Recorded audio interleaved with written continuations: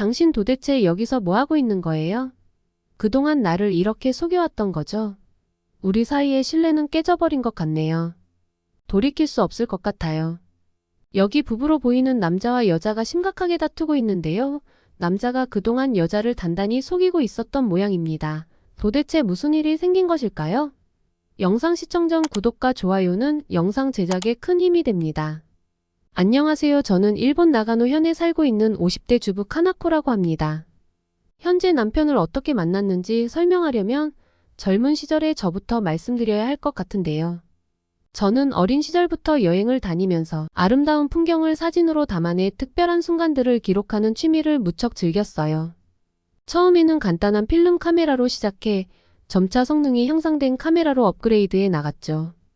그때마다 다른 모델의 카메라를 사용하면서 새로운 기능과 성능에 흥미를 느꼈고 저만의 사진 스타일을 찾아가려고 노력했어요. 일을 다니기 시작하면서 얻은 월급의 일부는 카메라 장비에 투자하는 것이 저에게 큰 즐거움이었습니다. 카메라의 성능을 높이면 확실히 더 좋은 느낌의 사진을 찍을 수 있었거든요.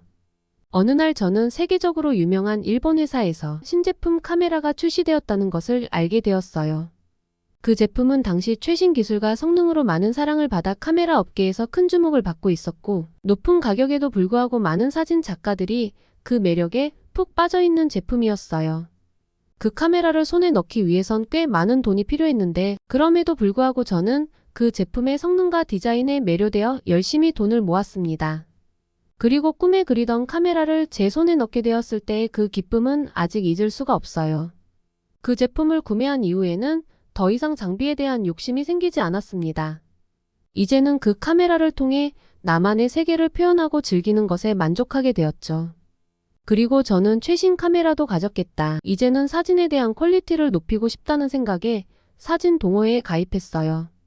동호회에서는 같은 카메라를 사용하는 사람들이 모여 출사를 다니며 서로의 경험을 나눌 수 있었고 정보를 공유함으로써 저의 사진 실력도 꾸준히 향상되었어요. 저는 아마추어 분야의 사진전에서 수상할 정도로 사진 실력이 늘게 되었습니다. 사실 제가 이렇게 사진 실력이 크게 늘 수 있었던 이유는 바로 현재의 남편 덕분이었어요. 저는 사진 동호회에서 현재 남편을 만났는데요. 같은 카메라를 사용하는 회원들끼리 모여 다양한 테크닉과 사진 촬영 경험을 나누는 동호회에서 남편과 많은 교류를 했고 서로의 사진을 비교하면서 더 가까워지게 되었습니다. 다른 사람들보다 유독 남편과 더 친해지게 된 이유가 있었는데요. 그 이유는 남편이 살고 있는 집과 제가 다니던 회사가 정말 가까워서 퇴근하고 자주 만날 수 있어서였어요. 이런 접근성이 저와 남편과의 친밀도를 높여주었고 결국 서로에게 끌려 결혼까지 하게 되었어요. 같은 취미를 가진 사람들끼리 만난 결혼 생활이 어떨지 예상이 가시나요? 남편과 함께 여행을 즐기며 멋진 풍경을 찍는 것은 제게 있어서 꿈같은 일이었습니다. 그러나 결혼 전에는 알지 못했던 부분들이 나타나면서 결혼 생활의 현실은 예상과는 너무도 달랐어요. 특히 남편이 여행을 좋아하지 않는다는 사실은 뜻밖의 충격이었습니다. 남편은 풍경 사진보다는 근접한 사물을 찍는 것을 좋아했고 여행에서 힘들게 사진까지 찍는 것을 원치 않았어요. 여행을 다니면 이동해야 하고 사진 찍는 데 집중하기 어렵다는 이유로 여행에 대한 거부감을 표현했습니다. 남편은 정말로 사진 찍는 것에만 집중하고 싶어 하는 거였죠. 서로 맞지 않는 사진 스타일의 남편과 저는 사진에 대한 열정이 사그라들기 시작했어요. 꼭 여행 때문만은 아니었고 아이가 태어나 양육하면서 회사 다니고 말 그대로 현실을 살기 바빴어요.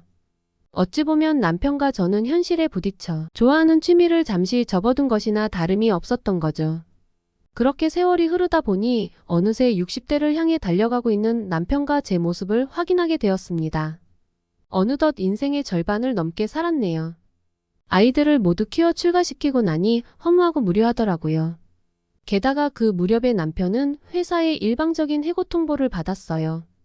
남편은 회사에 대한 애사심도 강했고 회사의 직원으로서 스스로도 자부심도 가지고 있던 터라 정신적인 충격을 꽤 많이 받았습니다. 처음엔 이제 남편이 너무 고령자라서 그런가 하고 생각했죠. 하지만 아무리 그렇게 생각을 해도 도저히 납득이 되지 않았습니다. 아시다시피 일본은 초고령 사회잖아요. 60대나 70대도 노력만 한다면 일자리를 가지고 있는 게 흔한 분위기입니다. 남편은 회사에서 나온 이후 정신적으로 방랑자가 되었습니다. 한순간에 소속 집단이 사라지고 나니 뭐랄까 무인도에 동떨어진 기분이었대요. 남편은 이 사실을 저에게 알리고 싶지 않아서 출근하는 척하고 쇼핑몰이나 근처 공원 같은 곳에 나가서 시간을 보내고 들어오기도 했습니다. 하지만 거짓말은 언젠가 드러나는 게 세상의 이치 아니겠어요? 제가 남편이 회사를 더 이상 나가지 않는다는 것을 눈치채게 된 계기가 있었는데요. 어느 날 남편의 출근 가방에 옛날 그 카메라가 들어있는 것을 보게 된 거죠. 회사에 카메라를 가지고 갈 일이 없잖아요. 그래서 남편의 뒤를 밟았더니 공원의 작은 풍경들을 찍고 있던 남편의 뒷모습을 발견했습니다. 저도 처음 그 모습을 보고 정말 놀랐어요. 그리고 그동안 이 사실을 숨기려 마음고생했을 남편을 생각하니 눈물이 눈앞을 가렸어요. 저는 남편의 퇴직을 축하해 주었습니다. 그동안 고생 많았고 앞으로 우리의 시간을 즐기자고 말했어요. 하지만 이후로도 남편은 심한 공허함과 억울함을 느끼곤 했어요. 한평생 몸바쳐 일해왔던 회사에 이런 푸대접을 받고 퇴직했다는 사실을 힘들어했어요. 남편은 무기력하게 집에서 늘 같은 일상을 보냈어요. 매일 집에서 신문을 보거나 텔레비전을 보는 일이 전부였습니다. 하루는 도쿄에 살고 있던 딸이 집에 오는 날이었어요. 딸의 눈엔 우리 부부가 적적하게 보였나 봅니다. 코에 바람도 쐴 겸 아빠랑 둘이 여행을 가보는 게 어떠냐고 묻더라고요.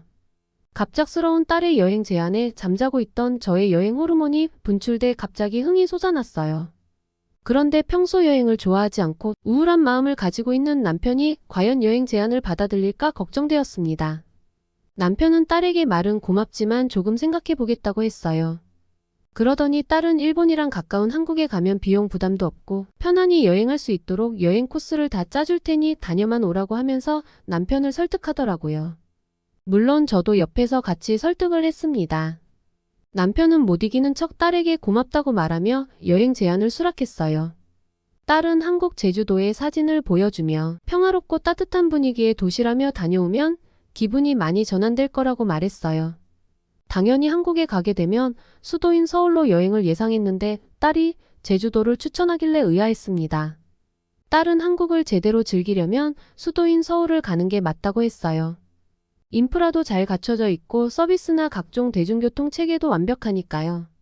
그런데 서울 특유의 도시 느낌이 워낙 강해서 쉬는 시간을 가지려는 우리 부부 여행의 목적에 부합하지 않다는 생각이 든다고 하더라고요. 그러면서 딸은 제주도가 우리 부부에게는 제격인 곳이라며 여행 일정을 모두 정리해 주었습니다. 우리 부부는 말 그대로 몸만 가지고 여행을 떠나면 되는 상태였죠. 저는 여행짐을 싸면서 우리 부부의 옛 추억이 담긴 카메라 2대를 조심스레 담았어요. 남편은 여행을 다니면서 사진을 찍는 것을 싫어할 수도 있지만 전 다시금 그 추억을 되살려보고 싶었거든요. 첫 발을 디딘 제주도는 생각보다 훨씬 마음에 드는 장소였습니다. 바다를 보면서 가만히 차 한 잔을 마시는 것도 좋았고 어딜 둘러봐도 자연 친화적인 풍경이 절로 마음을 편안하게 해주었어요. 제가 살던 동네도 만만치 않게 조용하고 나긋한 분위기였는데 제주도에서 느끼는 기분들은 또 색다르더군요. 처음에는 남편이 여행에 무관심한 듯했지만 그의 눈에도 점차 제주도의 아름다움이 스며든 것 같았어요. 여행이 싫다던 남편도 제주도에서의 여유가 꽤 마음에 든다고 했습니다. 그때 저는 가방에서 카메라를 꺼내들어 남편에게 건네주었어요. 그리고 그 여유를 카메라에 담아보라고 말했습니다. 카메라를 본 남편은 무겁게 이걸 왜 가지고 왔냐면서 제게 핀잔을 주었지만 어느새 제주도의 푸른 바다와 신비로운 돌담길 그리고 일몰 속에서 번져나가는 노을을 카메라에 담기 시작했어요. 남편이 처음에는 가벼운 호기심 정도로만 카메라 셔터를 누르다가 눈앞에 펼쳐진 제주도의 풍경에 빠져 사진 찍는 것에 심취되기 시작했어요. 바닷가에서 물결 소리를 듣고 천천히 해가 지는 모습을 담으며 그의 표정에는 평소와는 다른 행복한 미소가 번져나왔어요. 이렇게 아름다운데 왜 여행이 싫다고 했어? 저는 남편에게 물었습니다. 그에게서 돌아오는 대답은 예상치 못한 감동이었습니다. 나는 여행을 좋아하지 않는 줄 알았지만 이곳은 정말 특별해. 내가 가본 곳 중에 최고인 것 같아. 라고요. 그러면서 여행을 다니면서 사진을 찍는 행복이 이렇게 좋을 줄은 몰랐다고 미소를 지으며 말하더라고요. 그의 눈에는 여행을 통해 처음 느끼는 새로운 감정이 싹트고 있다는 것을 알 수 있었습니다. 오랜만에 보는 남편의 반짝이는 눈빛이었어요. 젊은 시절 사진 찍는 것을 정말 좋아하고 즐겨했던 남편의 그 희망과 열정이 여행 중에 다시 살아나는 듯 했어요. 여행 중 제주도에서 피어난 새로운 희망과 열정은 남편의 삶에도 새로운 변화를 가져왔습니다. 여행을 마치고 일본으로 다시 돌아온 남편은 예전의 무기력함에 시달리던 사람이 아닙니다. 자신의 열정을 찾아가기 위한 모험을 시작했기 때문이에요. 남편이 일본으로 돌아와 처음으로 하기 시작한 일은 자원봉사였어요. 일자리를 잃고 상심했던 남편에게 딸이 추천해준 일이었는데요. 남편은 자원봉사자들의 활동사진을 찍어주는 일을 했어요. 자원봉사를 통해 그는 사진 찍는 일에 대한 새로운 관심과 책임감을 찾아가고 있었습니다. 그의 카메라 렌즈는 어린아이의 웃음에서부터 따뜻한 순간까지 행사에 참여한 이들의 감동을 생생하게 담아내고 있었어요. 이 사진들이 이렇게 큰 의미를 갖게 될 줄 몰랐다며 남편은 미소를 지었어요. 그의 사진은 봉사활동을 통해 다양한 이야기를 전하고 소외된 이들에게 조금이나마 따뜻함을 전해주는 역할을 하고 있었습니다. 봉사를 통해 남편은 자신의 취미와 사회에 기여하는 방법을 연결시키며 그 안에서 보다 의미 있는 일을 찾아가고 있었습니다. 제주도 여행에서 시작된 희망의 씨앗이 제자리에 정착하며 더 큰 나무로 자라나가고 있는 것 같았어요. 제주도 여행은 남편의 인생에 새로운 챕터를 열어주는 데 도움을 주었고, 남편은 봉사활동을 하면서 이전과는 다른 활력을 되찾아 오히려 회사 생활을 할 때보다 더욱 풍요로운 삶을 이끌어가고 있답니다. 지금까지 제 사연을 들어주셔서 감사합니다. 오늘의 사연 어떠셨나요? 갑작스러운 해고 통보로 힘들어하던 남편과 함께 제주도 여행을 하면서 제주도의 아름다운 풍경을 카메라 렌즈에 담고 새로운 희망의 씨앗을 발견하면서 해고로 인한 남편의 상처를 치유하고 부부의 삶에도 새로운 변화를 가져왔다는 마음 따뜻해지는 사연이었습니다.